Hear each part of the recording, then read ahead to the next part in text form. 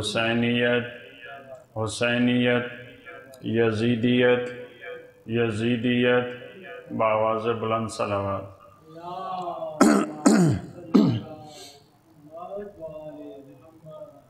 ماشاء اللہ لا حول ولا قوة الا باللہ العلی العظیم۔ اعوذ باللہ من الشیطان الرجیم، بسم اللہ الرحمن الرحیم، الحمد للہ رب العالمین، والصلاة والسلام على سيدنا ونبينا وشفيع ذنوبنا وطبيب نفوسنا العبد المؤيد والرسول المسدد المصطفى الأمجد حبيب إله العالمين أبي القاسم المصطفى محمد، اللهم صل على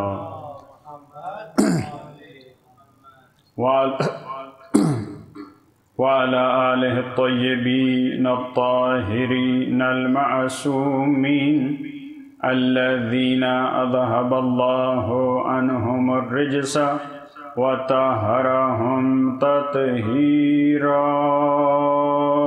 اللهم صل على محمد، لا سيما بقية الله في الأرضين، روحي وأرواح العالمين لتراب مقدمه الفداء، ولعنة الله على أعدائهم أجمعين من يوم ظلمهم إلى قيام يوم الدين، أما بعد، فقد قال الله تبارك وتعالى في كلامه، أعوذ بالله من الشيطان الرجيم، بسم الله الرحمن الرحيم، قالت الأعراب آمنا قل لم تؤمنوا ولكن قولوا أسلمنا ولما يدخل الإيمان في قلوبكم، بآواز بلند صلوات پڑھیے۔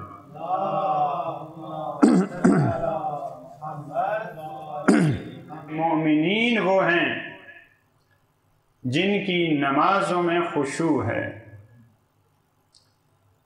نماز کا پڑھنا یہ مومن کی علامت نہیں ہے، یہ مسلمان ہونے کی علامت ہے۔ نماز کا ترک کرنا، نماز کا انکار کر دینا، یہ کفر کی علامت ہے۔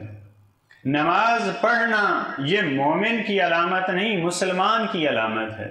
لہذا اس سے ہم مسلمان بنتے ہیں۔ جب بھی کوئی اسلام کا اعلان کرتا ہے، دائرہ اسلام میں داخل ہوتا ہے، تو اس کے لیے ضروری ہے کہ وہ نماز پڑھے۔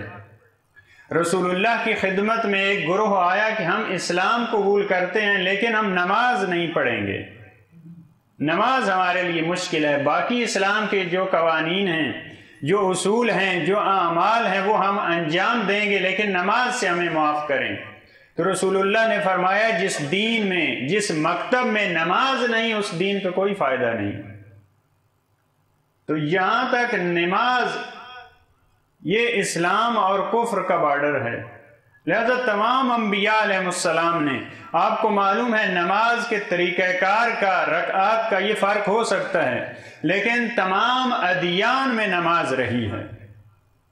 حضرت عیسیٰ جب دنیا پہ تشریف لائے، ابھی گہوارے میں ہیں، اس وقت یہ اعلان کر رہے ہیں اوصانی بالصلاۃ والزکاۃ ما دمت حیا، پروردگار عالم نے مجھے نماز کی وصیت کی ہے۔ نماز اور زکوٰۃ وہاں بھی اسی طرح حضرت موسیٰ کے دین میں، حضرت شعیب کے متعلق جو آیات ہیں، تمام انبیاء علیہ السلام، صادق آل محمد، بآواز بلند درود پڑھیے مولا کی ذات پہ۔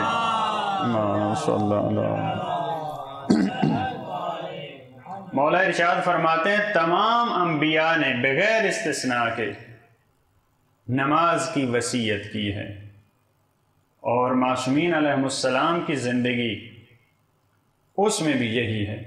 مولا کائنات بستر بیماری پہ ہیں، جو وصیت نامہ امام علیہ السلام کا اس میں ایک وصیت یہی ہے، اللہ اللہ فی الصلاۃ، خدا کے لیے نماز کا خیال رکھنا، کیونکہ یہ تمہارے دین کا ستون ہے۔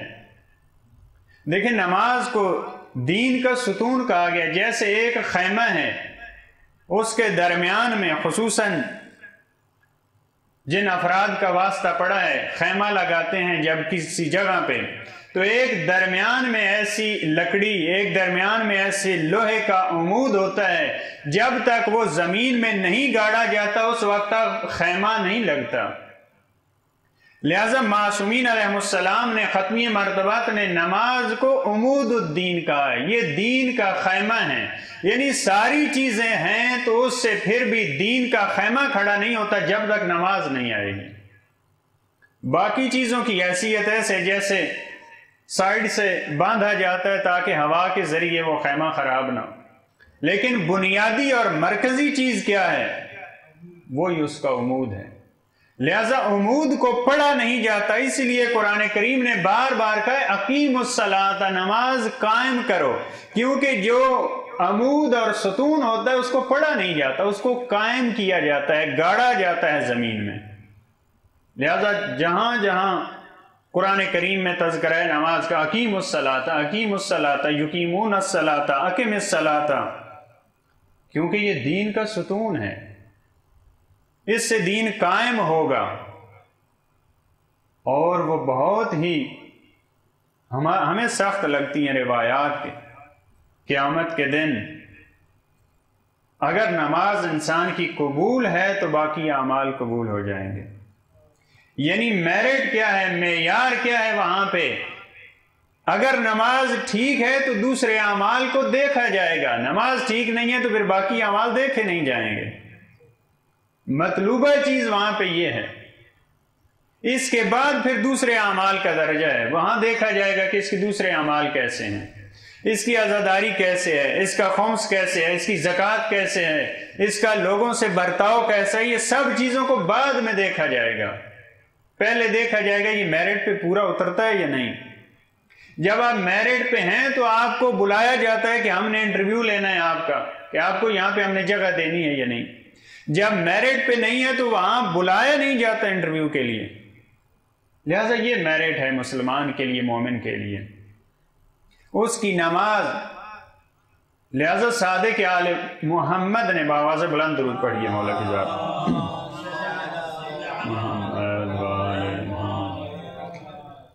جب دنیا سے رخصت ہو رہے ہیں تو سب اپنے رشتہ داروں کو، عزیز و اقارب کو اکٹھا کیا۔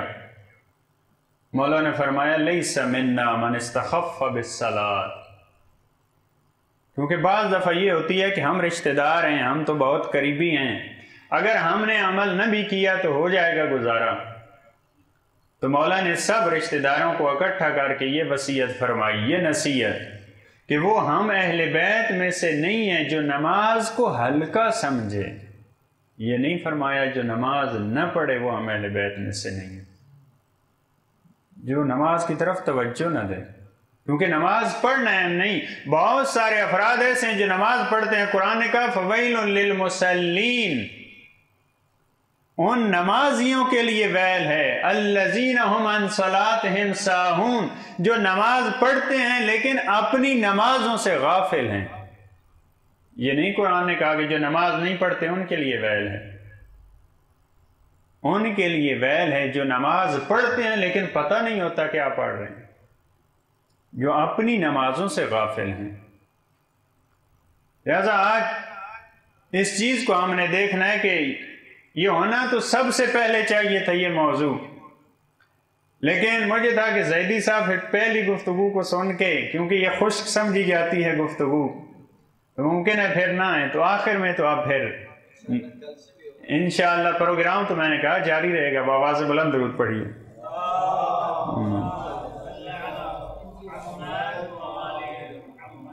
لہذا مومن کے لیے نماز پڑھنا اس کے لیے مہم نہیں، یہ علامت نہیں، نماز میں خضوع، نماز میں اس کا خیال یہ ذات خدا کی طرف رہے۔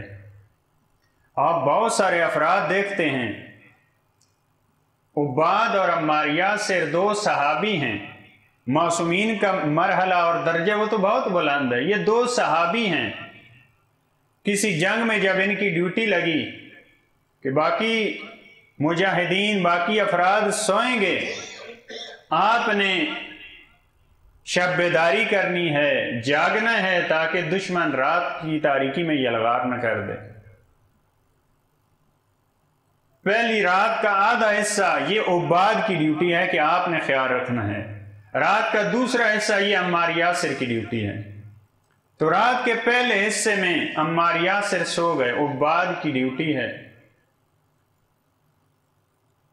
انہوں نے کہا کہ بھی فارغ ہیں، ویسے بھی نماز پڑھ لیتے ہیں، ہم بھی فارغ ہوں تو ایسے ہی کرتے ہیں انشاءاللہ۔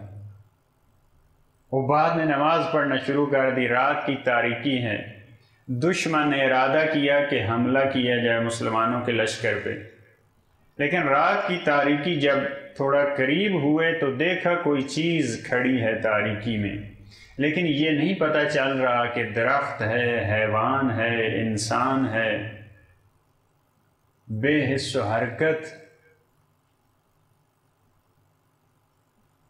دشمن نے یہ معلوم کرنے کے لیے کیا ہے، تیر مارا جو عباد کے بدن میں لگا، نماز جاری ہے۔ جب دیکھا کسی چیز نے حرکت نہیں کی، دوسرا تیر مارا، دوسرا تیر لگنے کے بعد بھی عباد کی نماز جاری ہے۔ دشمن نے تیسرا تیر مارا، پھر عباد کو لگا، اب نماز کو جلدی سے ختم کیا، عمار یاسر کو اٹھایا۔ جب عمار نے دیکھا کہ یہ خون میں لت پت ہے، یہ کیا ہوا؟ کہا دشمن نے 3 تیر چلائے، حملہ ہونے والا ہے۔ تو کہا 3 تیر لگنے کے بعد آپ نے مجھے اٹھایا، پہلے تیر پہ آپ نے مجھے کیوں نہیں اٹھایا؟ کہا میں نماز میں سورہ کہف کی تلاوت کر رہا تھا، میں سورہ کہف کی تلاوت کر رہا تھا، میں نہیں چاہتا تھا اس سورہ کو نامکمل چھوڑ دوں۔ اے عمار، اگر مجھے خطرہ نہ ہوتا کہ یہ حملہ کر دیں گے اور رسول خدا کی جان خطرے میں پڑ جاتی تو میں نماز کو نہ توڑتا، میری نماز جاری رہتی۔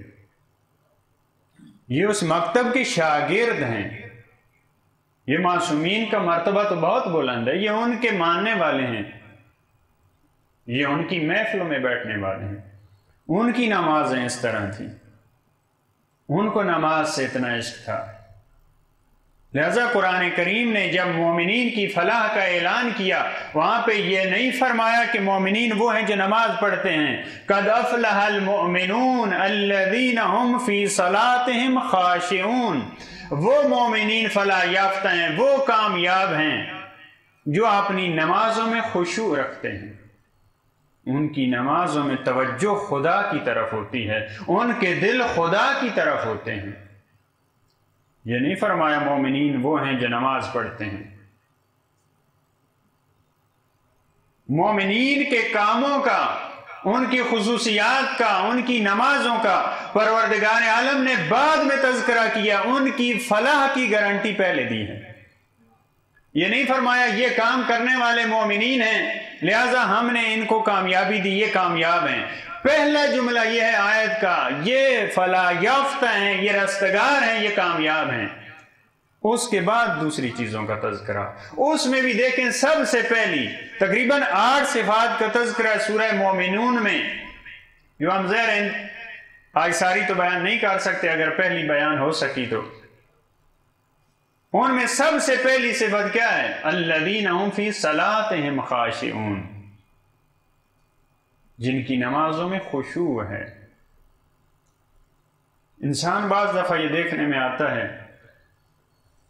ختم مرتبات کے دور میں بھی تھا، ایک نماز پڑھ رہا تھا لیکن کبھی ہاتھوں سے کھیلتا ہے، کبھی داڑھی سے کھیلتا ہے۔ ہمارے ہاں تو موبائل کی کال بھی اٹینڈ کر لیتے ہیں، میسج بھی کر لیتے ہیں، یہ اس دور میں تو نہیں تھا ایسے جی۔ تو وہ داڑھی سے کھیل رہا تھا، بعض لوگوں کو عادت ہوتی ہے۔ رسول خدا نے فرمایا اگر اس کا دل خاشع ہوتا، خدا کی طرف ہوتا، تو اس کے پھر اعضاء و جوارح میں بھی خشوع ہوتا، کیونکہ اس کا دل خدا کی طرف نہیں ہے، دل نماز میں نہیں ہے، لہذا اعضاء و جوارح سے کھیل رہا ہے۔ مومنین وہ رستگار ہیں، وہ فلاح یافتہ ہیں جن کی نمازوں میں خشوع ہے۔ یہاں دوسرے صفات کا بھی تذکرہ ہے، لیکن سب سے پہلے نماز، پھر آخر میں بھی سب سے پھر نماز کا تذکرہ، یعنی جہاں مومنین کی ایک ہی سورہ میں 8 صفات ہیں، وہاں پہلی بھی مومنین کی نماز، دوسری بھی، آخری بھی نماز، آغاز بھی نماز سے کیا، الذین هم فی صلاتهم خاشعون، پھر آخر میں پھر فرمایا کہ مومنین وہ ہیں جو اپنی نمازوں کی پابندی کرتے ہیں، حفاظت کرتے ہیں، وہ وقت پہ پڑھتے ہیں۔ بعض دوسری آیات میں فرمایا علی صلاتہم دائمون، دائمی طور پہ ہمیشہ وہ نماز پڑھتے ہیں، وہ مومن ہوتے ہیں۔ یا حافظون، یعنی ان کو خیال ہوتا ہے کہ اب والے وقت ہو گیا، ہم نے نماز پڑھنی ہے۔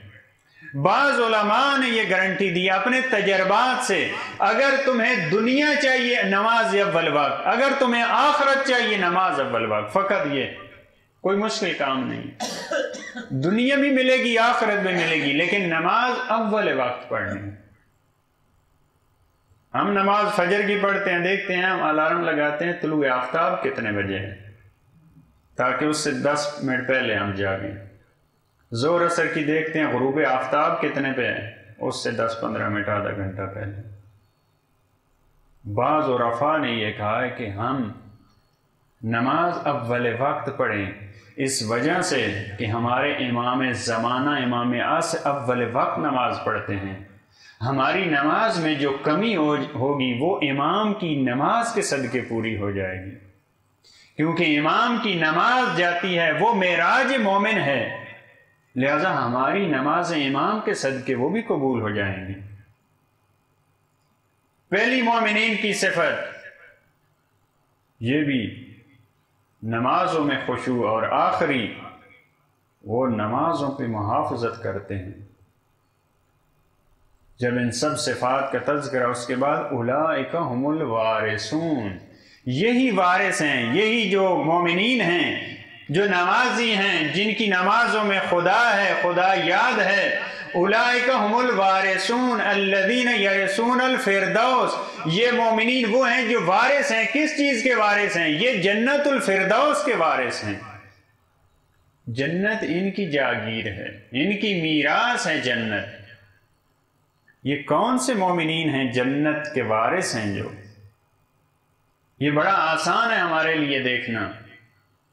ہم دوسری آیات میں جب دیکھتے ہیں، وہاں پہ ہمیں قرآن کریم نے یہ بتایا ہے، کچھ ایسے ہیں جو قرآن کے وارث ہیں، کچھ ایسے ہیں جو زمین کے وارث ہیں۔ فرمایا وَلَقَدْ كَتَبْنَا فِي الزَّبُورِ مِن بَعْدِ الذِّكْرِ أَنَّ الْأَرْضَ يَرِثُهَا عِبَادِيَ الصَّالِحُونَ، ہم نے زبور میں لکھ دیا ذکر کے بعد، یعنی تورات کے بعد، یعنی تورات میں، زبور میں، وہاں ہم نے لکھ دیا کہ زمین وراثت ہے ہمارے صالح اور نیک بندوں کی۔ زمین کے وارث کون ہیں؟ ہمارے صالح اور نیک بندے۔ قرآن کے وارث کون ہیں؟ ثم اورثنا الکتاب الذین اصطفینا من عبادنا، ہمارے بندوں میں سے جو مصطفیٰ ہیں، جو برگزیدہ ہیں، جو منتخب شدہ ہیں، وہ قرآن کے وارث ہیں۔ تو یہاں جب اس آیت میں بیان کیا جا رہا ہے کہ جنت کے وارث بھی مومنین ہیں، تو یہ جنت کے وارث بھی وہی ہیں جو زمین کے وارث ہیں، جنت کے وارث وہی ہیں جو قرآن کے وارث ہیں۔ یہ جنت کے وارث ہیں کیونکہ انہی کے بارے میں ملتا ہے یا علی انت قسیم النار والجنہ، اے علی تو جنت اور دوزخ کو تقسیم کرنے والا ہے۔ کسی صحابی نے سوال کیا کہ رسول خدا کو ابو القاسم کیوں کہا جاتا ہے؟ ایک کنیت رسول خدا کی ابو القاسم۔ امام نے ایک بار سادہ جواب دیا، کیونکہ ان کے بیٹے کا نام قاسم تھا، ابو القاسم یعنی قاسم کا باپ۔ لیکن راوی بامعرفت تھا، کہا کہ مولا تھوڑا سا دقیق اور بتائیے، اس کا کوئی اور معنی بھی ہو سکتا ہے؟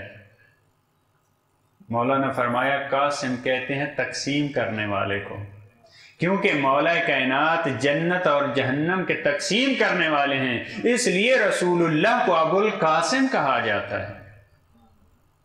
تو یہ جنت کے وارث ہیں، یہی جنت کے تقسیم کرنے والے ہیں۔ انہی آیات کی جب مولا کائنات دنیا پہ تشریف لائے، آغاز کہاں سے ہے؟ سب سے پہلے آغاز مولا کائنات جو دنیا پہ تشریف لاتے ہیں، سب سے پہلا کام کیا؟ وہ آغاز نماز سے ہے۔ روایات کہتی ہیں مولا نے سر سجدے میں رکھ دیا۔ جن آیات کی تلاوت کی وہ یہی ہیں، قد افلح المؤمنون الذین هم فی صلاتهم خاشعون۔ یعنی مومن کی زندگی کا آغاز کہاں سے ہو رہا ہے؟ نماز سے۔ اور ختم کہاں پہ ہو رہی ہے؟ وہ بھی مسجد کوفہ میں جہاں ضرب لگی ہے۔ ہم جن کے ماننے والے ہیں ان کی زندگی یہ آغاز بھی نماز ہے، اختتام بھی نماز ہے۔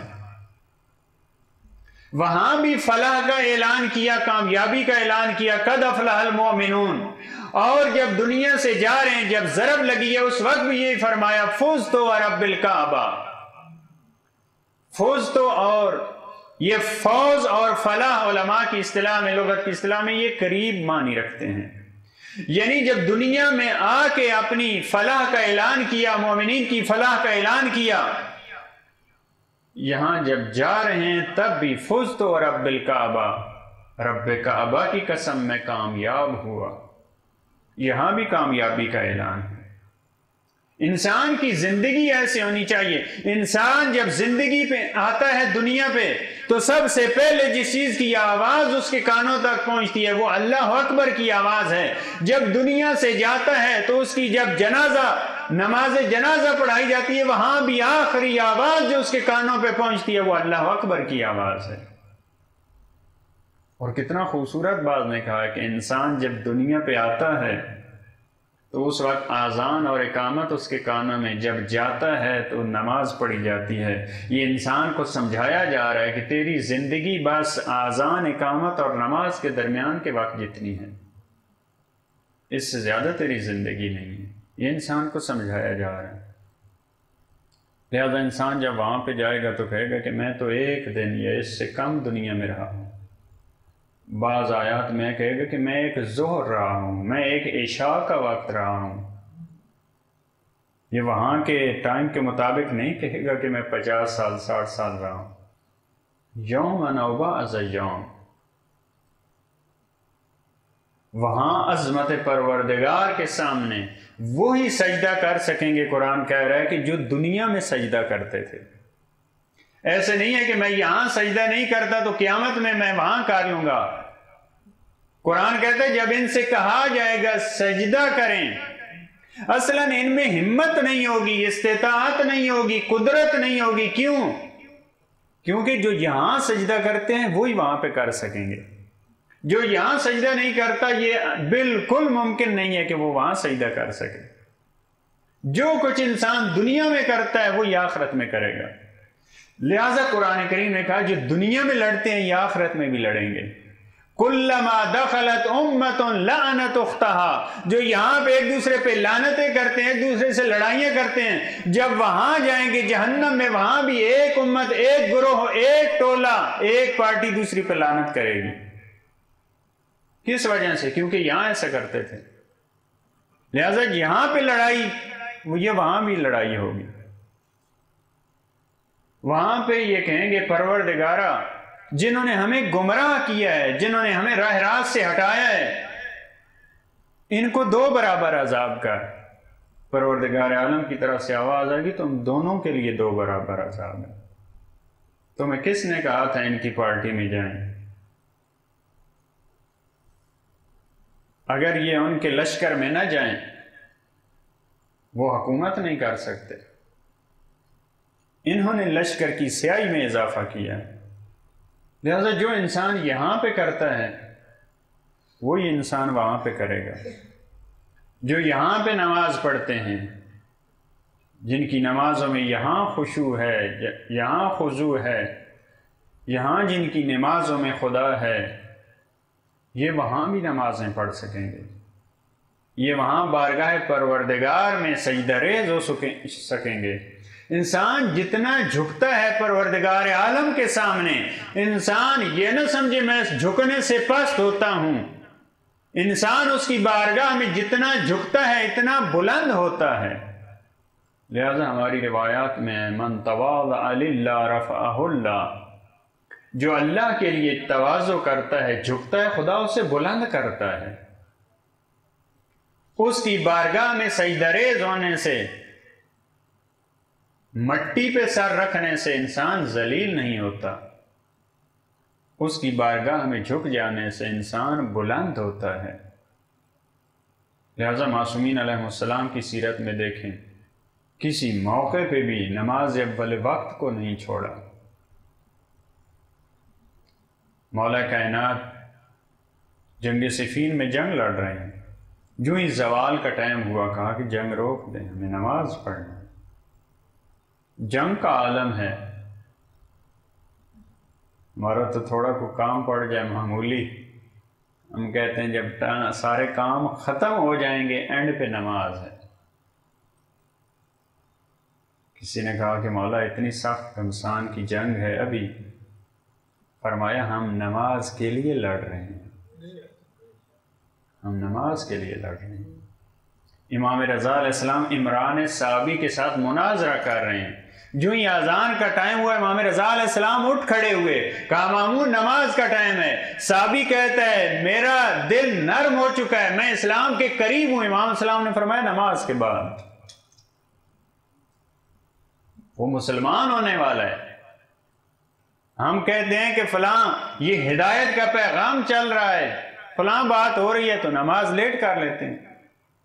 صحابیوں کا لیڈر وہ کہہ رہا ہے کہ میرا دل نرم ہو چکا ہے، میں اسلام قبول کرنے والا ہوں، تھوڑی سی اور گفتگو بڑھائیے۔ امام علیہ السلام نے فرمایا نماز کے بعد ہماری گفتگو ہوگی۔ کام سے کہیں نماز کا ٹائم ہے، نماز سے ہم نہ کہیں کہ ابھی کام کا وقت ہے۔ آقا کراتی فرماتے ہیں میں ایک بار کسی انڈونیشیا یا کسی اور ملک میں تھا، کہا کہ بازار میں جا رہا تھا، جو ہی نماز اول وقت ہوا وہیں پہ مصلی اور جا نماز بچھا کر ایک خاتون نے نماز پڑھنا شروع کر دی۔ کہتے ہیں میں ہل کے رہ گیا کہ آیا میں قراتی عالم دین، آیا مجھ میں اتنی ہمت ہے جہاں پہ نماز کا ٹائم ہو وہیں پہ کھڑا ہو جاؤں، اللہ اکبر کر کے نماز شروع کر دوں۔ بعض ایسے افراد ہیں۔ لہذا ہمیں زندگی میں سب سے پہلی کم از کم جو مومنین ہیں، جو محبان اہل بیت ہیں، اور اگر کوئی نہ پڑھے نماز، کوئی اہمیت نہ دے، جن کو سب سے زیادہ اہمیت دینی چاہیے وہ محبان اہل بیت ہیں۔ انسان جتنے اعمال انجام دیتا ہے دن میں، بعض دفعہ انسان گناہ کا ارتکاب کرتا ہے، اس کے لیے بہترین اس کے کفارے کے طور پہ وہ نماز بتائی ہے۔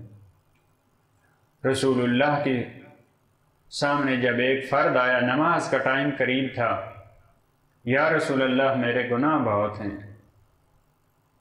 میں گناہ گار ہوں۔ رسول اللہ نے توجہ نہیں کی، نماز پڑھنا شروع کر دی۔ جب نماز پڑھائی، نماز کے بعد فرمایا اب اپنی بات کو دہراؤ، کیا کہہ رہے تھے؟ کہا کہ یا رسول اللہ گناہ ہے۔ فرمایا بھی تم نے وضو کیا ہے، نماز پڑھی ہے؟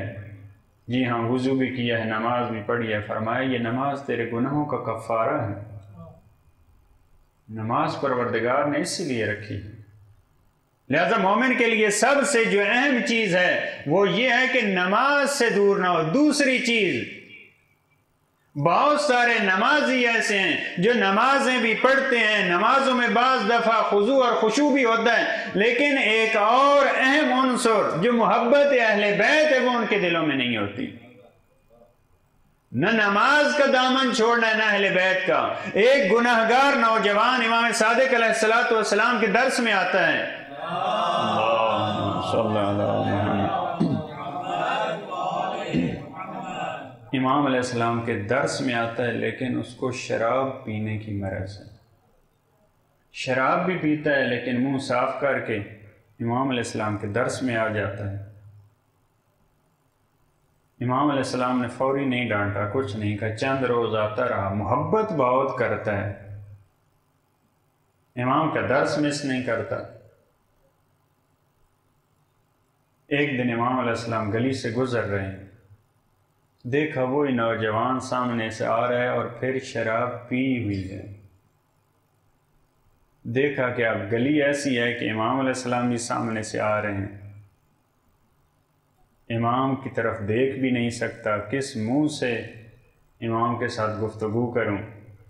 امام علیہ السلام قریب آئے تو اس نے رخ موڑ لیا، جیسے اپنا کمر بند ٹھیک کرنے کے بہانے یا کسی اور بہانے امام کو پشت کر لی، اپنے کپڑوں کی سیٹنگ کرنے لگ گیا۔ امام علیہ السلام قریب آ کے اس کے کندھے پہ ہاتھ رکھا، فرمایا گناہگار تو ہو لیکن ہم سے منہ نہ موڑنا،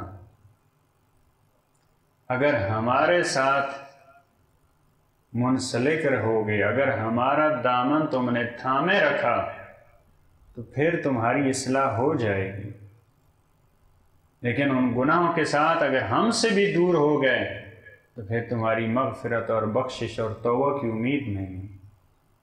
جو انسان نماز سے مربوط ہے، جو اہل بیت علیہ السلام کے ساتھ ان سے تمسک ہے، پھر اس کی اصلاح کے چانس ہوتے ہیں۔ اگر زندگی میں خطائیں ہوں پھر بھی انسان کے واپس پلٹنے کے چانس ہیں۔ ایک عالم دین آ رہے ہیں نجف سے ایران میں، پرانے زمانے کا واقعہ، جب حامدان کے قریب پہنچتے ہیں ڈاکو آ گئے اور جو کچھ تھا لوٹ لیا۔ ان میں کہتے ہیں، خود نقل کرتے ہیں کہ میری ایک بہت قیمتی کتاب تھی جس کو میں نے اپنے ہاتھوں سے لکھا تھا۔ اب اندازہ کریں مولانا نے جانا اور جس کتاب سے مجالس پڑھنی ہو وہی کوئی لے کے چلا جائے، کوئی نہیں ہوتا وہ، ان کے لیے تو پھر ساری چیزوں سے زیادہ قیمتی وہی چیز ہے۔ کہا کہ میں نے منت سماجت کی کہ ساری چیزیں جو لیتے ہو لے لو، یہ میری کتاب واپس کر دو۔ انہوں نے کہا ہم کتاب واپس نہیں کریں گے جب تک ہمارا رئیس نہیں کہے گا، جو ہمارا بڑا ہے جس نے ہمیں بھیجا ہے، جب تک وہ نہیں کہے ہم اس مال کو ہاتھ بھی نہیں لگا سکتے۔ کہا مجھے اس کے پاس لے جائیں۔ کہا کہ پہاڑ کے اس طرف اس کا ٹھکانہ تھا۔ جب یہ عالم دین کو لے کے وہاں پہ پہنچے، دیکھا وہ ڈاکوؤں کا سردار نماز میں مصروف ہے، نماز پڑھ رہا ہے۔ یہ بڑے حیران ہوئے جب اس نے نماز ختم کی، کہا کہ یہ کیا ہے، ڈاکو ہے، ڈاکے بھی ڈالتا ہے اور نماز بھی پڑھتا ہے، ان کا آپس میں کوئی رابط نہیں ہے۔ کہا کہ میں نہیں چاہتا خدا سے پورا مکمل طور پہ اپنا رابطہ توڑ لوں، کسی وقت ممکن ہے واپس آنا پڑے، میں چاہتا ہوں خدا سے بھی میرا رابطہ رہے۔ تو عالم دین ہے تو تیرا احترام کرتا ہوں، اپنا مال سارا واپس دے جا۔ وہ کہتے ہیں جب میں کچھ عرصے کے بعد کربلا واپس گیا، حرم امام حسین علیہ السلام میں اسی ڈاکو کو میں نے روتے ہوئے دیکھا۔ میں نے پوچھا کہ تمہیں کیا ہوا، مجھے پہچانا ہے؟ کہا پہچان لیا۔ کہا اسی نماز کی برکت سے پروردگار نے میری ہدایت کر دی ہے، میں نے توبہ کر لی ہے، میں نے سب کا مال واپس کر دیا ہے، جن کو میں نہیں پہچانتا تھا ان کی طرف سے میں نے مال صدقہ دیا ہے۔ جیسے جب محبت اہل بیت ہے اور نماز بھی ہے، پھر اگر انسان سے کبھی غلطی خطا ہو جاتی ہے تو اس کی بخشش کے چانس ہیں۔ یہ تقابل کرنا بہت غلط کام ہے۔ معصومین علیہ السلام ان کی زندگی میں نماز ہے، یہ کہنا کہ یا نماز ہوگی یا عزاداری ہوگی۔ ہم ایک جگہ گئے، وہاں پہ جلوس تھا، ان کا جلوس جب روز عاشور برآمد ہوتا تو شام غریبہ کو پہنچتا۔ ہم نے کہا کہ ظاہر درمیان میں نماز کا ٹائم ہے تو وہیں پہ نماز پڑھیں گے، اس کے بعد حرکت کریں گے، اس کے بعد چلے گا جلوس۔ کہا کہ مولانا جلوس خراب ہوتا ہے، سارے لوگ بکھر جائیں گے، جلوس خراب ہوتا ہے۔ یہ لمحہ فکری ہے ہمارے لیے۔ سرور کائنات جب خطبہ دے رہے ہیں،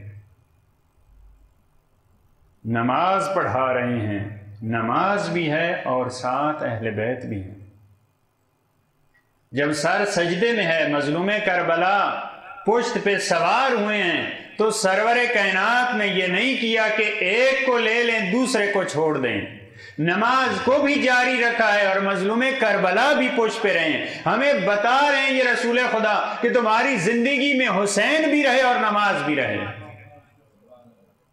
ہم نے یہیں سے یہ شروع کر دیا کہ حسین افضل ہے یا نماز افضل ہے۔ اللہ اکبر۔ رسول اللہ یہ سمجھانا چاہ رہے ہیں تمہارے پاس نماز، یعنی یہ بتانا چاہ رہے ہیں رسول خدا ویسے تو انسان 3 بار تکبیر کرتا ہے، 3 بار تسبیح پڑھتا ہے، سبحان ربی الاعلی و بحمدہ، یہ بتانا چاہ رہے ہیں کہ اگر تمہاری زندگی میں حسین مظلوم کربلا آ جائیں تو یہی 3 مرتبہ سبحان ربی الاعلی 7 اور 70 مرتبہ ہونا چاہیے۔ جب مظلوم کربلا زندگی میں آئے ہیں، جب پشت پہ سوار ہوئے ہیں، تو رسول خدا نے نماز کو طول دیا ہے، نماز چھوڑی نہیں ہے۔ جناب سیدہ جب ملی ہیں، انا اعطیناک الکوثر فصل لربک وانحر، جب جناب سیدہ کوثر رسول اللہ کو عطا کی ہے، اس کے بعد اگلی آیت بلا فاصلہ یہ کہہ رہی ہے فصل، نماز پڑھ، یعنی یہ اہل بیت، یہ سرور کائنات کی زندگی میں جب آتے ہیں نمازوں میں اضافہ ہوتا ہے، نماز میں کمی نہیں ہوتی۔ جناب سیدہ ملی ہیں تو یہ نہیں ہمیں کوئی نعمت ملے خوشی سے ہم کہتے ہیں کہ آج نماز نہ بھی پڑھی تو خیر، آج تو اتنا خوشی کا موقع ہے، آج لیٹ بھی پڑھی تب بھی کوئی مسئلہ نہیں۔ خیر کثیر ملی ہے رسول اللہ کو، لیکن جب زندگی میں آئی ہیں جناب سیدہ فصل لربک وانحر، نماز پڑھ اور قربانی کر۔ لہذا اہل بیت علیہ السلام جس کی زندگی میں آ جائیں، اس کا اثر یہ ہو کہ اس کی نمازیں بڑھ جائیں، نماز میں توجہ خدا کی طرف، اس میں اضافہ ہو، انسان کے خضوع میں خشوع میں اضافہ ہو۔